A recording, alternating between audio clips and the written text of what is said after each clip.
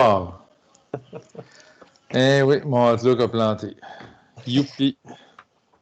Ça arrive au meilleur. Ça arrive au meilleur. En plus, j'ai aidé quelqu'un à sortir d'un petit pétrin informatique en plus, puis c'est moi que ça ne marche pas, c'est le fun. Excellent. Écoutez tout le monde, merci à tous ceux et celles qui sont là de les riverains. Merci les conseillers d'être là. Nous commençons à 19h30 et le sujet est le budget 2022 et le PTI 2022, 2023, 2024. Je vais partager mon écran.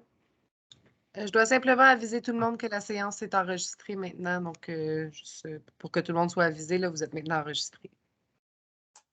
Merci, Chloé.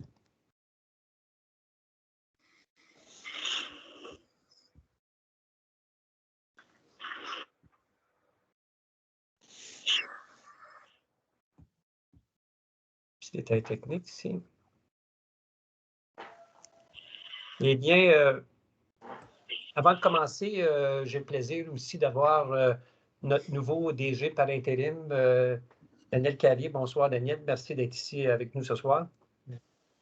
La séance extraordinaire du Conseil municipal de 3 février 2022 commence à 19h34 et l'ouverture et vérification du quorum. Donc, je constate que tous les membres conseillers sont présents ce soir.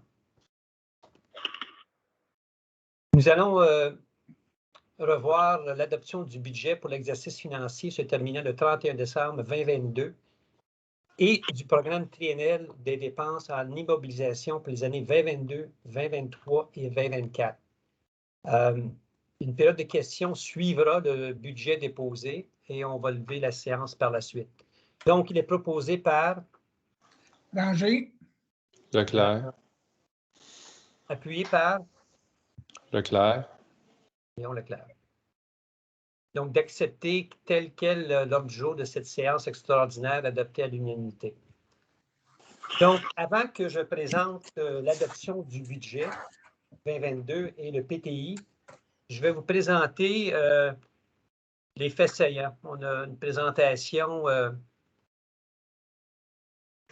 on va le partager avec vous tous. Laissez-moi savoir si vous voyez tous la présentation. Oui. Oui, oui. Oui. Donc, en introduction, pour notre budget 2022 et le programme triennal des dépenses en immobilisation pour les années 2022, 2023, 2024, je veux seulement souligner que ce budget est un de transition et un budget conservateur. L'objectif de notre équipe est de gérer sainement le fardeau fiscal de la Ville en partenariat avec les employés. Donc, je commence.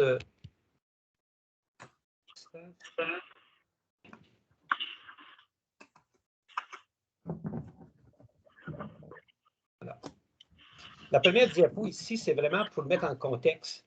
C'est que le prix, les indices des prix de la consommation, comme vous le savez tous, cette année, de décembre 2020 à décembre 2021, la consommation a une augmentation de 5 %. Cette variation, c'est la plus importante depuis les 20 dernières années. Et nous pensons que l'année 2020 risque d'être quelquefois semblable à cette année. Donc, seulement que mettre ça dans le contexte de la présentation.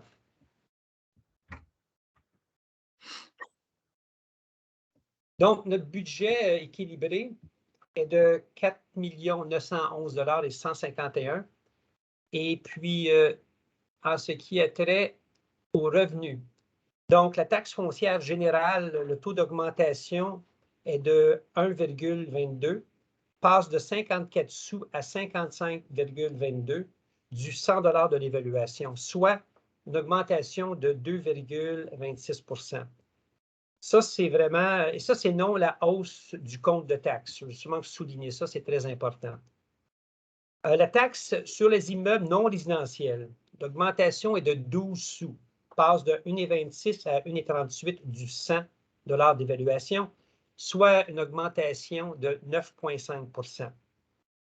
Pour la taxe sur les terrains vagues desservis, l'augmentation est de 2,44 sous, passe de 1,08 $ à 1,44 $ du 100 $ d'évaluation. soit une évaluation de 2,26 %. Ce qui est important de noter ici aussi, c'est que les compensations pour les résidus domestiques demeurent inchangées. Au niveau des dépenses, le conseil municipal, les dépenses sont stables, on n'a pas plus d'augmentation, donc c'est zéro. Au niveau de la rémunération est un total de 1 090 571 $. C'est une hausse de 4,22 %. Ça représente le total à peu près de 22 % du budget total. C'est très important. Puis ça comprend tous les salaires et bénéfices des employés, les élus, les pompiers. Ça comprend les assurances, les rires, les vacances. Donc, c'est une grosse partie du budget. Pour le service de la police, nous avons une augmentation de 15 145 $, qui est une augmentation de 2,41 %. Pour le service de l'incendie, nous avons un budget qui est assez relativement stable, avec une petite diminution de 1 % à 2 171. Pour l'enlèvement de la neige, il y aura une augmentation de près de 21 000 $, soit 26 % d'augmentation. Ceci, c'est à cause de l'essence et aussi de l'école qui va être parmi nous, puis là, pouvoir payer tout ça. Donc, c'est à peu près un budget d'environ 100 000 $ total. La confection du rôle, c'est une augmentation de 60 000 $ non récurrents. Comme vous le savez, c'est des évaluateurs agréés qui vont nous déposer de nouveaux rôles pour en 2023.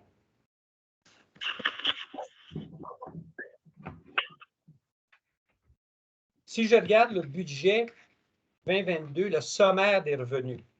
Donc, la plus grande partie ici, c'est la taxe sur la valeur foncière qui représente 52 %. Ensuite, nous avons la taxe sur une base, donc de 25 %.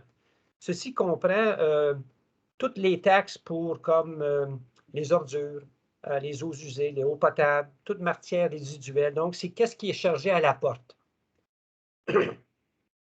Ensuite, nous avons le transfert relatif à des ententes de partage de frais et autres transferts. Ça, c'était 14 % du budget. Puis, c'est surtout la subvention phase 1 qui est à peu près 680 000 $.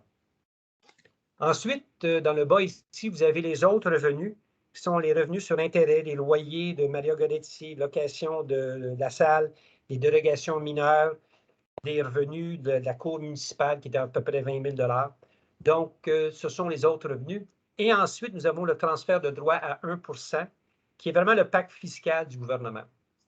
Donc, ça, ce sont les sommaires des revenus pour 2022. Si on regarde les dépenses pour les dépenses et affectations pour 2022, nous allons commencer par l'administration générale. L'administration générale, c'est vraiment tout ce qui a trait avec l'électricité, l'assurance, les codes-parts de MRC, les confections de rôles. Tout ça rentre en dessous de cette bucket de l'administration générale. Ensuite, nous avons la sécurité publique et ensuite le transport ici à 14 %. Sécurité publique, c'est 13 % qui est la police. Transport, c'est vraiment la voirie, les travaux publics, l'asphalte, tout ce qui a à faire avec notre tissu urbain. Ensuite, hygiène du milieu, 12 %, que sont les égouts. Incendie, je ne veux pas l'oublier ici, c'est vraiment tout ce qui a à faire avec les pompiers. Et puis après, urbanisme à 6 %, qui est le salaire vraiment du groupe urbanisme. Nous avons 3 employés, plus aussi d'autres coûts. Les loisirs et culture, ce sont toutes les activités sportives, festilleries, les rémunérations, l'entretien des parcs, qui représentent 4 %. Cette année aussi, en 2022, nous allons avoir le soccer pour les enfants. Donc, ça, c'est nouveau aussi. Si on regarde les frais de financement, c'est surtout le remboursement de la dette, le capital et l'intérêt. Ça représente 1,5 million. Donc, ça, c'est une grosse partie de nos dépenses pour 2022. De ça, la phase 1 représente 1,1 million. Il y a aussi l'Église qui peut faire 50 000, Saint-Roch, c'est un autre 86 000. Donc, c'est un gros coût sur nos dépenses. Pour les affectations, c'est des dépenses compressibles qui sont à peu près 5 %. Puis, c'est des réserves que nous avons pour l'urbanisme, la police, les égouts aqueducs, des élections si jamais nous avons des élections. Donc, ça, c'est le survol total des dépenses et affections.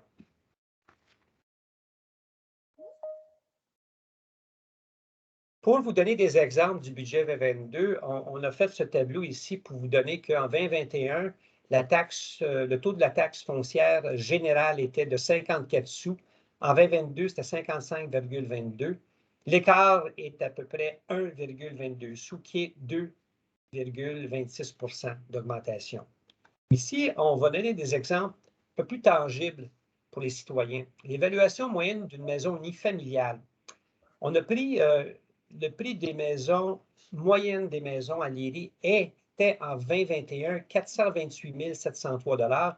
En 2022, la maison moyenne est 429 853. Cet écart est à peu près 1 150 $, mais le taux de taxation que le citoyen recevra, ce serait 58,65 $ pour ce type de maison-là. Donc, une augmentation de 2,53 %. Ça va être l'augmentation pour tous les citoyens à Léry en 2022. Pour une maison, on voulait donner un exemple, une maison de 200 000 $, ces gens-là vont recevoir un taux de taxation de 24,40 $. Et pour quelqu'un qui a une maison de 600 000 $, ils vont recevoir 73,20 $ sur leur taux de taxation. Et encore une fois, il n'y a pas d'augmentation au niveau des compensations. Très important.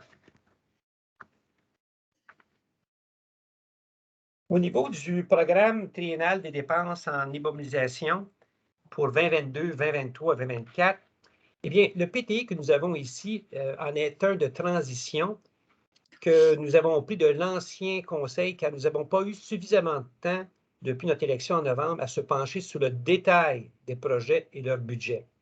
Cependant, nous avons commencé le travail d'avoir l'aqueduc et les égouts à prix abordable le plus rapidement possible avec la table de travail consultative phase 2. Je tiens à remercier tous les membres de ce comité ainsi que ceux du CCU qui sont tous fort engagés. Donc, si on regarde ici, on parle du projet égout aqueduc phase 2, on a gardé quand même une réserve de budget d'à peu près 40 millions.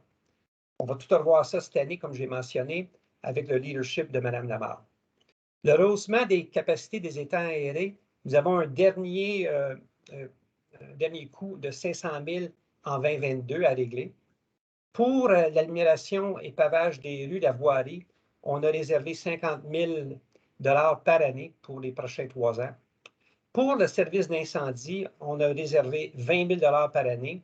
Pour les accessoires, très important, il y a toujours des choses qui pourraient se passer, donc on a mis cet argent de côté. Et l'admiration et aussi l'entretien de l'hôtel de ville, très important. On a mis 15 000 $ par année. Et l'admiration des parcs et l'entretien des parcs, on a mis un autre 15 000 $. Donc, ceci dit, cette année, qu'est-ce qu'on a l'intention de faire? C'est de revoir le PTI et l'aligner sur la réalisation de nos projets en mettant sur pied des comités qui nous aideront à mieux définir et mener à bien la réalisation de nos projets, le tout au bénéfice des citoyens et des citoyennes. Je termine là-dessus et puis je vais l'ouvrir aux questions avant qu'on passe au vote. S'il y a des citoyens ou des citoyennes qui veulent poser des questions, Chloé va vous indiquer la marche à suivre.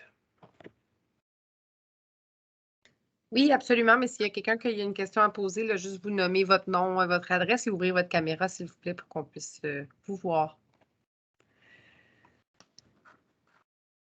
Oui, Madame Diane Pérez. Oui, bonjour, je suis avec le Soleil de Châteauguay. Je me demandais comment s'explique la hausse de salaire? La hausse de salaire était quand même, on a eu une hausse de salaire d'à peu près 3,5 %, mais le salaire comprend aussi, n'oubliez pas, les bénéfices, les rires, les vacances. Donc, c'est assez important dans le coût global. OK, merci. J'avais une autre question. Oui. Comment s'explique le retard du dépôt du budget? Le retard du dépôt du budget, eh bien, on a une petite période de transition. avec le départ de M. Dale Stewart. Donc, déjà, on a fait des bouchées doubles pour essayer de rencontrer le 31 janvier. N'oubliez pas que dans une année électorale, le budget doit être déposé en date du 31 janvier, non du 31 décembre. Donc, on est quelques jours en retard, hélas, mais on a quelque chose de solide. Est-ce qu'il y a des conséquences au retard? Est-ce que le ministère vous charge pour ça? Non, il n'y a pas de conséquences comme telles. Il y a à peu près, je dirais, à peu près 35 à 38 des municipalités du Québec qui remettent leur budget après la date requise. Mais l'année prochaine, ça n'arrivera pas, ça allait, je vous le promets. Merci. C'est un plaisir. Oui, Mario Lachapelle. Oui, bonjour. J'ai une question, en fait, quelques questions qui reviennent souvent dans mon esprit. Dans quelle catégorie mettez-vous les frais d'avocat? Les frais d'avocat, administration générale, M. Lachapelle. Est-ce qu'on a identifié à quelque part des coûts ou des dépenses qui pourraient être, admettons comme tout citoyen, on fait nos budgets, là, si on avait des dépenses qu'on pourrait éliminer, est-ce qu'on a identifié des pistes ou des solutions ou de façon ou de rentrer plus d'argent à certains endroits ou bien d'en dépenser moins? Oui, on a regardé ça. Un bel exemple, je vous dirais, c'est au niveau des incendies. Ce budget a été vraiment bien ventilé. Il y a un travail vraiment remarquable qui a été fait pour regarder où est-ce qu'on pouvait sauver de l'argent et on a une diminution de 1 en 2022 versus 2021. Qui vient de quelle façon? Il faudrait que je regarde tous les détails. Okay. Il y en a plusieurs, mais ça me ferait grand plaisir de le partager avec vous quand on sera ensemble à l'Hôtel de Ville. Pas de trouble. Et puis, au niveau de l'école, la dépense, je croyais que l'enlèvement de la neige, ça ne se fait pas aux frais de la commission scolaire, ça? Bonne question. Non, je ne croirais pas.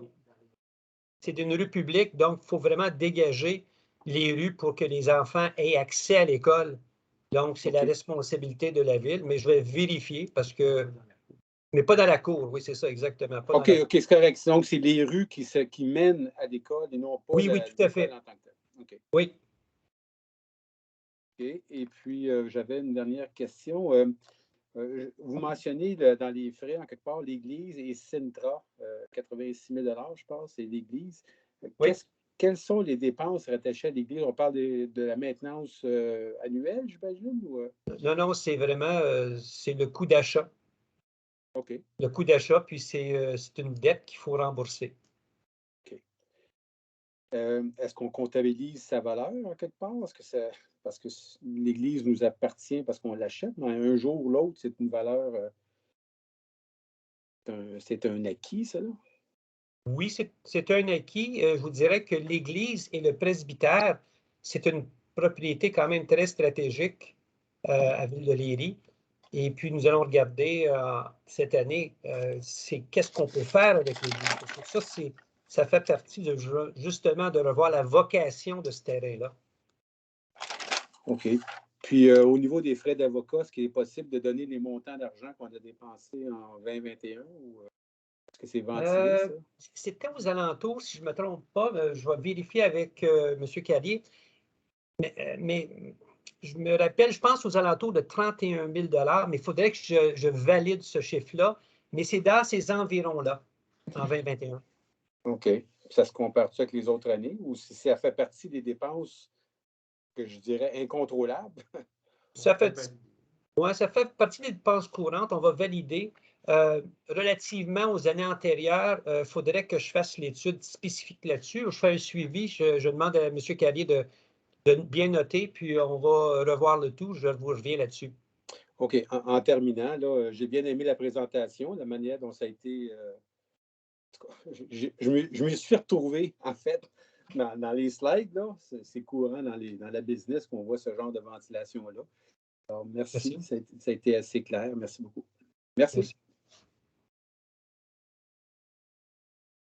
Je vais seulement que je vais aller chercher mon chargeur parce que mon ordinateur est en train de mourir.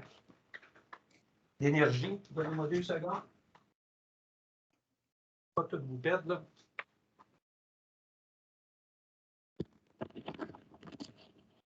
Et voilà, en fait, je suis revenu. Oui, est-ce qu'il y a d'autres questions?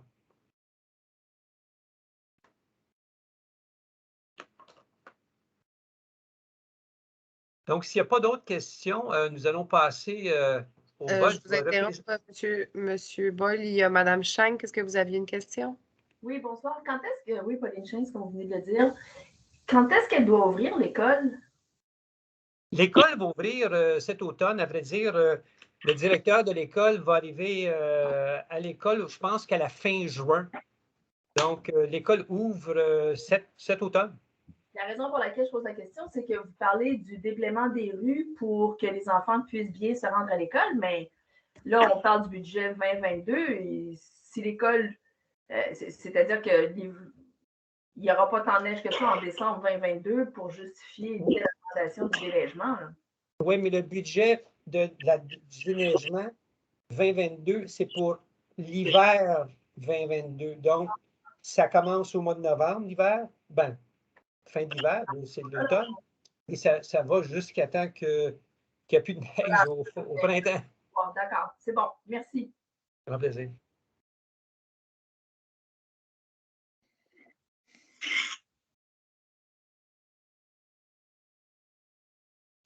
Je crois qu'il n'y a plus de questions. Ah, Mario Lechapelle.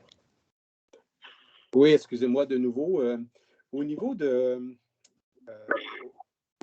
des taxes, j'ai vu que vous aviez augmenté, vous avez placé un fardeau fiscal plus élevé sur les commerces. Je ne me souviens pas quel pourcentage dans les revenus que ça représentait au niveau du commercial. Et j'avais également toujours à cet effet-là, question depuis longtemps que j'avais en tête.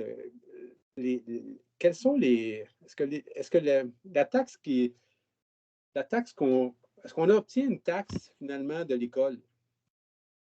Que les commissions scolaires nous dédommagent de taxes là-dessus. Oui, nous allons avoir une taxe de l'école. Daniel, ça représente combien encore à peu près? Je peux parler juste selon l'évaluation de l'école finale. Là. Il s'agit d'une nouvelle école modèle dans le nouveau cadre de développement des écoles du gouvernement du Québec. Ça pourrait aller jusqu'à 50 000 de revenus de taxes. Revenus supplémentaires. Donc, 50 000 de revenus supplémentaires, probablement, on va, M. Lachapelle. C'est bien, merci. Oh, puis la dernière chose, excusez-moi encore. On a eu beaucoup de rentrées d'argent cette année, j'imagine, pour les taxes de bienvenue. Est-ce que c'est un montant substantiel par rapport aux années précédentes, compte tenu de la valeur des terrains et des maisons, ou est-ce que c'est un bon substantiel qu'on pense qu'il va se répéter année après année, ou si c'est juste un one of a kind? Oui, ça va se répéter d'année en année. Je n'ai pas le chiffre exact avec moi, mais je pourrais me le procurer. Je ne sais pas si Daniel est celui-là, mais 400 000 c'est plus que 400 000. C'est plus que 400 000 en 2022 et en 2021, excuse-moi. Et en 2022, avec le prix des maisons qui augmente et puis avec les nouveaux développements, oui, cette taxe de bienvenue va être importante et bienvenue. OK. Dans un débat qu'on a déjà eu l'année passée, il était question que cette taxe de bienvenue-là pouvait être affectée, entre autres, à la phase 1, pour ce qui était des dépenses dans la phase 1. Est-ce que c'est quelque chose qui est encore en discussion ou si on oublie cette affaire-là? Moi, je vous dirais qu'on oublie cette affaire-là. C'est quelque chose qu'il va falloir qu'on discute, moi et les conseillers. Mais c'est une bonne question, mais moi, je le mettrais sur la tablette. Mais il faudrait que j'en discute à fond avec les conseillers. Si je peux faire un commentaire, Monsieur le maire, l'ancien conseil l'avait promis puis il l'a démoli. Fait que c'est tombé en bas de la tablette. Ça. Merci, M. Langer. OK, merci. Madame Mongeau. Oui, bonjour. Juste une petite question par rapport au terrain de golf. Est-ce qu'ils vont payer les taxes de façon selon le bon procédé ou Oui, Mme Mongeau, le Gulf paye ses taxes et je crois que c'est un des, je pense que c'est le plus grand contribueur de taxes de Ville de Léry. Là, je regarde exactement le montant, mais ils payent leurs taxes comme les autres et une bonne contribution. Parfait, merci. Un plaisir.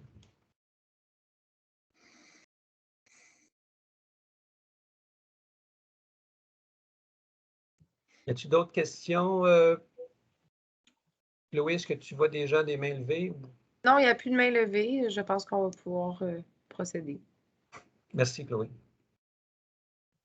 Donc, l'adoption du budget.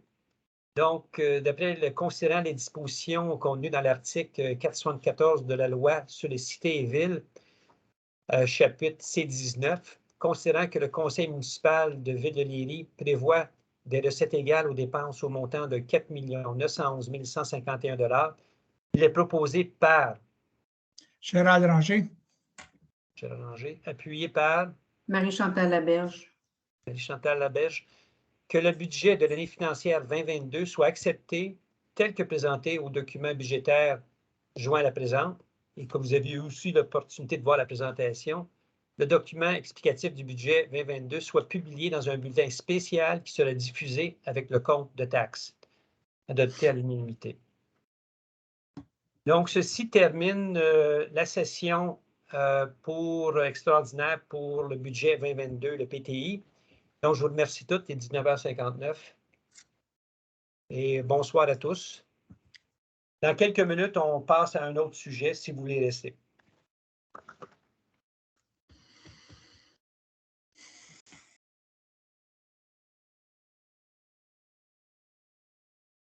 Est-ce que l'autre sujet est pour tout le monde ou c'est juste pour votre comité, votre groupe? Non, c'est pour tout le monde. C'est une autre session extraordinaire qui a été diffusée. Donc, M. Lachapelle, je voulais rester, s'il vous plaît. Grand plaisir de mener avec nous. OK, merci. On commence dans 1 minute. Après dire, je vais simplement changer, M. Boyle, l'enregistrement. Donc, je vais arrêter cet enregistrement-là pour terminer cette séance-là et en partir un nouveau. Merci beaucoup, Chloé.